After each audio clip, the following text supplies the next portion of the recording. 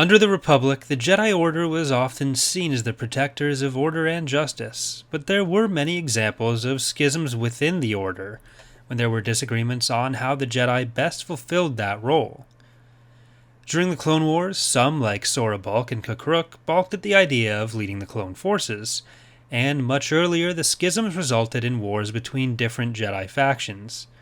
The Third Great Schism, which started with fighting between Jedi and Sith-influenced Dark Jedi on Coruscant, even propelled some of the causes of the Jedi Civil War. Today we're going to talk about how Luke Skywalker's fledgling Jedi Order narrowly avoided following the same path. This descent within the new Jedi Order is, fittingly, mostly covered within the new Jedi Order series.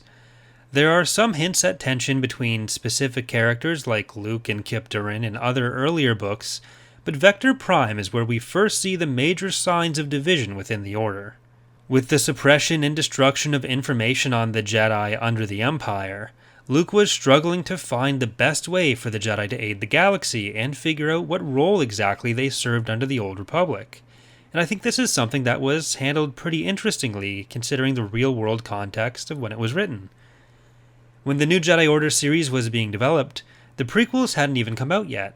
Episode 1 came out shortly before Vector Prime, and Attack of the Clones came out before the series finished, but the authors, when they were writing the books, weren't told any extra information about what the Jedi Order looked like or anything else that was going on in the prequels. This is something that I actually checked and had confirmed by Troy Denning, one of the NJO authors, on Twitter.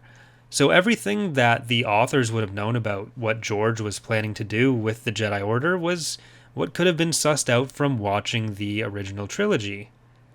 So then, it's all the more convincing that Luke didn't know what the original Jedi Order would have wanted to do. Nobody knew. Now that the prequels are over, we have a much better idea of the theme of stagnation that George Lucas was trying to portray within the Jedi Order in the prequels. Luke struggles to live up to a standard that we now know was somewhat flawed, ends up reading much more like putting the Jedi Order on an unrealistic pedestal, and in my opinion it makes the plotline that follows this in the new Jedi Order series even better.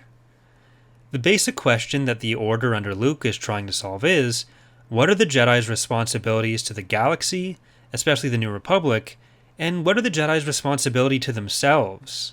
Additionally, where was it fair or good for them to actually intervene with their powers, and to what extent should Luke be trying to lead and manage them directly? We get about 3 different views of this in the new Jedi Order series, with the Order being divided between factions led by Luke on one side and Kyp Durron on the other, with Han and Leia's older son, Jacen Solo, representing his own relatively divergent third way of seeing things. These views became even more divided with the invasion of the Yuuzhan Vong. Luke's view, supported by Jedi including Corran Horn and Silgal, was that the Jedi Council, which had not been reinstated yet, was necessary to rein in the actions of individual Jedi who, mostly after completing their training, had taken to policing the galaxy in their own unique ways, unanswerable to both the Order, which lacked specific organization, and the New Republic, which they were not officially part of. The New Republic was torn on this issue, with some supporting the Jedi Order as a whole, despite Luke's own misgivings about what was going on, and others were looking to muzzle the Order. Luke believed that with the Council back in place, the Jedi would be able to act with a singular purpose and direction. Even in this situation, there was still a significant amount of respect for Luke himself, but he wasn't necessarily in a fixed leading position within the Order or able to tell everyone what to do.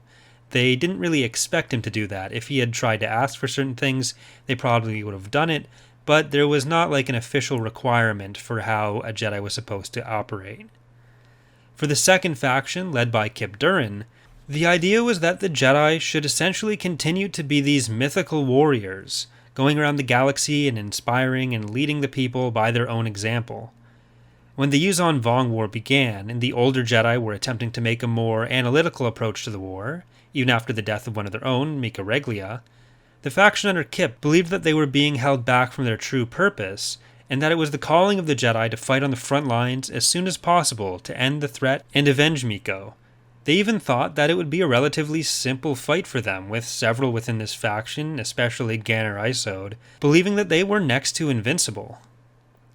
The actions of this group, even leading up to the war, created a lot of the doubt within the New Republic as to how far the Jedi should be allowed to go. At the Osarian and Romumu conflict, Worth Skidder, one of the Jedi that was sort of under Kyp's leadership, attempted to intervene on behalf of Mara Jade, Leia Organa Solo, and Jaina, who were there to lead diplomatic talks, but instead contributed to inciting violence between the two groups. This probably would have happened either way, with Yuuzhan Vong agent Nom Anor essentially trying to provoke war, but the way that it was seen within the galaxy was that Worth was symbolic of these Jedi that were going around and doing essentially whatever they wanted with no consequences. Jacen Solo, as I mentioned, believed that both of these sides were wrong. His separate philosophy is something I really want to cover in a different video, however, so we'll leave that aside for now, since it was fairly unique to him. This conflict between the two sides continued to play out, with a convocation called by Luke on Yavin, and attended by all active Jedi. When they got to Yavin, it was very clear that they were divided literally down the middle between those who supported Luke and those who supported Kyp, each group staying to their own side of the Jedi Temple. Kyp's half essentially was prepared to revolt against the leadership of Luke, if not given the leeway to act against the Yuuzhan Vong, arrogantly believing that they could stop the threat on their own. With the great threat that the Yuuzhan Vong posed to the galaxy, Luke began setting up teams to execute specific missions in a way that he really hadn't up to this point. There were some situations, like the Cult of Ragnos, that did require sending out Jedi teams like this. However, this was the most coordinated that the new Jedi Order had ever been. He specifically did pair up certain teams based on being across different faction lines, with Corran Horn, one of his top supporters, going out and working with Ganner Rysode, one of Kyp's greatest supporters. Much as Luke hoped, as these missions began and as the Jedi started working together, many of the Jedi under Kyp's faction started to see the error of their ways. Ganner, who was arguably the most arrogant of Kyp's supporters at the start of the war, began to denounce his previous behavior after some of the missions with Corran showed him his own vulnerability and the threat posed by the Yuuzhan Vong. It wasn't just Luke and Corran being cowards, they just weren't the all-powerful superheroes that they believed themselves to be. Some of these tensions did exist throughout the war, with different groups thinking that different things were justified in order to fight the Yuuzhan Vong, and Kyp especially would always butt heads with Luke. But when Luke finally made the Jedi Council, Kyp himself was a member, and another of his initial supporters, Octoramus, was a member by the time of the Dark Nest Crisis, about 5 years after the Yuuzhan Vong War ended. Although the Jedi were forced to unify against the Vong, it's entirely possible that without such a threat to unify them, the Order could have splintered completely, and if they became opposed enough to how each other were acting, it's entirely possible that Luke's Jedi Order might have seen it as their responsibility to stop the excesses of the Jedi that were under Kyp's leadership.